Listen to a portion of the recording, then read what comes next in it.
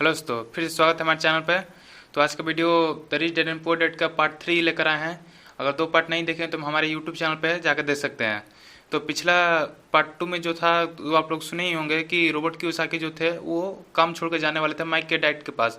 तो वो फिर समझाए कि तुम भी वही वर्कर जैसे निकले जो मेरे अभी जो वर्कर काम करते हैं। तनख्वाह बढ़ाने के लिए बोल रहे हो, नहीं तनख्वाह बढ़ाएंगे तो काम छोड़ दोगे, यही तुम भी बोलो जैसे मेरे सब वर्कर बोलते हैं।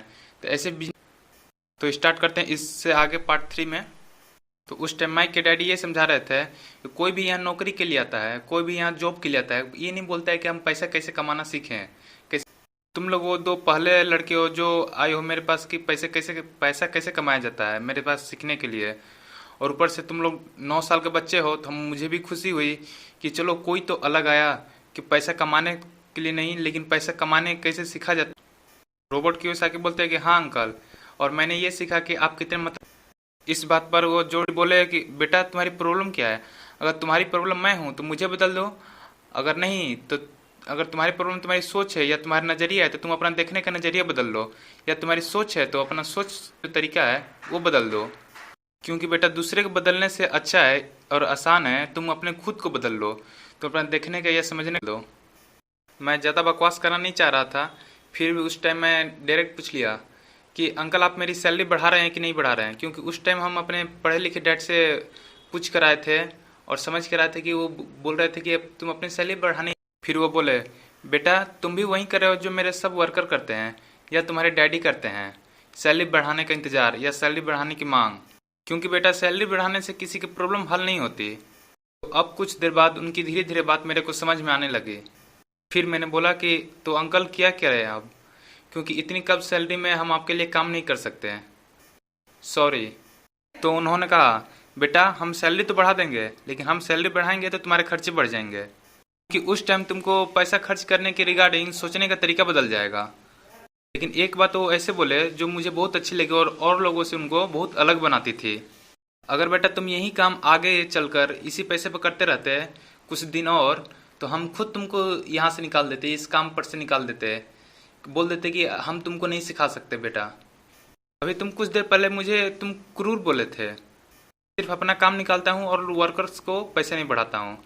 बेटा ऐसा नहीं है, वो खुद अपना काम मेरे को देते हैं, अपना काम करके मेरे को पैसा देते हैं, क्योंकि वो उनकी मजबूरी है। अगर मैं उन लोगों की सैलरी बढ़ा दूँ तो अपने उनके खर्चे अच्छे नहीं होंगे, प्रॉब्लम सॉल्व नहीं होगी, बल्कि और ज़्यादा बढ़ जाएगी और ज़्यादा कर्ज में डूब जाएंगे। क्योंकि उनको खर्च करने के तरीका और ज़्यादा प्रॉब्लम बढ़ जाएगी। क्योंकि जितने ज़्यादा पैसे आते रहेंगे उतनी ज़्यादा तुम्हारी प्रॉब्लम बढ़ती रहती है। तुम्हारे ज़्यादा सोच चलते रहते हैं कि हम ये सामान खरीद लें, वो सामान खरीद लें, ये सामान अभी खरीदना है। जैसे सपोज डैड तुम अपने पापा का ले लो, जैसे तुम्हारे डैड इनकम टैक्स को में देने के लिए पैसा के बारे में हरदम सोचते रहते हैं। सरकार तो यही चाहती है कि हम जितना तुमको दें उससे 70% या 80% हम तुमसे वापस ले लें। मानोगे नहीं, हम तुम्हारे डैड से ज़्यादा पैसा कमाते हैं लेकिन तुम्हारे डैड से कम टैक्स देते हैं। तो उस टाइम मैंने बोला कि अंकल आप ये कहना चाह रहे हैं कि आप पैसे के लिए काम नहीं करते, पैसा आपके लिए काम करता है। ये बेटा सब कुछ सीखना नहीं चाहता है, ये बात तुम्हारे डैड भी नहीं सीखना चाहते कि पैसा को कैसे काम में लगाया जाता है, पैसा को कैसे अपने लिए इस्तेमाल किया जाता है। उनकी सभी बातें मेरे को समझ में आती तो नहीं थी। फिर मैंने सोचा कि जहाँ पर मेरे खेल रहे होंगे वहाँ पर मैं इनका लेक्चर सुन रहा हूँ। उन्होंने बोला कि बेटा तुम मेरे पास 3 से 4 वीक तुम मेरे पास काम किए हो पैसे के लिए, लेकिन मैं तुम्हें 50 साल का ज्ञान दे रहा हूँ। क्योंकि ये बात सीखने के लिए बहुत सारे लोग 50 साल 60 साल लगा देते हैं या जीवन भर लगा देते हैं, तभी भी अच्छे से नहीं सीख पाते हैं। और मैं तुम्हें 1 महीने के अंदर ही एक बात सिखा दिया। उन्होंने बहुत प्यार से पूछा अच्छा बेटा तुमको इंतज़ार करने अच्छा लगता है, जैसे मेरे सारे वर्कर्स करते हैं। फिर मेरे को इशारा करते हुए दिखाए कि देखो मेरे स्टाफ को। तो वहाँ पर 2 उनके स्टाफ बैठे हुए थे, जो मिसेस वार्डन थी, जो 4 वीक से जो हम यहाँ काम कर रहे हैं 4 वीक से वो वहीं पे बैठी हुई थी। तो उन्हें बताया कि देखो अगर तुमको इंतज़ार करना अच्छा लगता है तो इनके जैसा तुमको बनना पड़ेगा।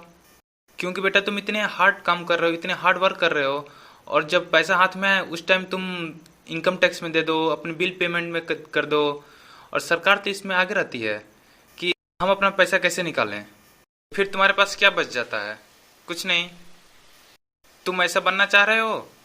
तो मैंने कहा कि नहीं अंकल, उन्होंने कहा कि अगर तुम सीखना चाहते हो कि पैसा कैसे कमाया जाता है तो जाओ काम पर लग जाओ।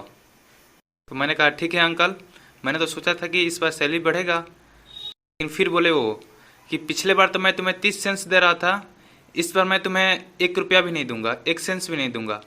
तो फिर मैंने बोला कि क्यों? तो उन्होंने कहा कि अगर तुम्ही ने कहा था कि हाँ अंकल मैं काम सीखना चाह रहा हूँ, मैं पैसा कमाना सीखना चाह रहा हूँ, तो तुम पैसा कमाना सीखना चाह रहे हो तो जाओ काम पर लग जाओ, अगर नहीं सीखना चाह रहे तो जाओ, तुम यहाँ जॉब छोड़ सकते हो।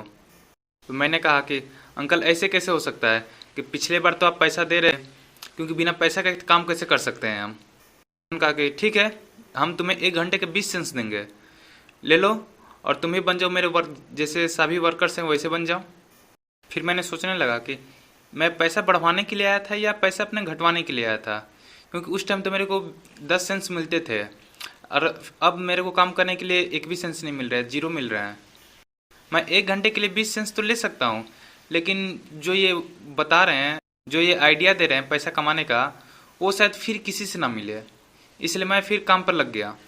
और मैं अपने पढ़े लिखे डैड को नहीं बताया, क्योंकि उनको मैं क्या बताता, क्योंकि यही हम बताते कि हम खुद से जो समझा रहे थे वो हम खुद नहीं समझ पा रहे थे कि क्या वो समझाए क्या नहीं समझाए। तो मैं उनको क्या समझाता कि जो बताता तो आधा ही बताता, तो वो खुद नहीं समझ पाते, इसलिए मैं उनको नहीं बताया और वापस जाकर वहाँ पर गधों की तरह काम करना शुरू कर दिया मुफ्त में। तो अभी के लिए इतना ही, धन्यवाद। अगर अच्छी वीडियो लगी तो लाइक एंड सब्सक्राइब करना ना भूलिए।